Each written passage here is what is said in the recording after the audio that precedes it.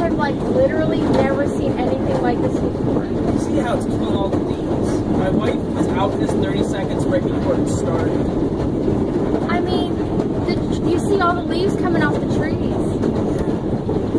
I just texted my daughter and was like, "Are you okay?" And she said, "Yeah, why?" I'm like, "Is it not storming there like it is here?" Because I had never seen anything like this in my life. well, I said what scared me is normally this kind of thing precedes a tornado, and that's what worried me. I was like, "Oh wow."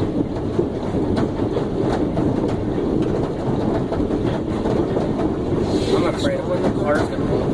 That's exactly what I was thinking. I don't want to go out and find any I have cracked insurance. windshields. I have insurance, but I don't know if it covers this stuff. yeah, comprehensive and things you need to do. It's nothing. I only have $100 deductible. It literally looks like it snowed outside.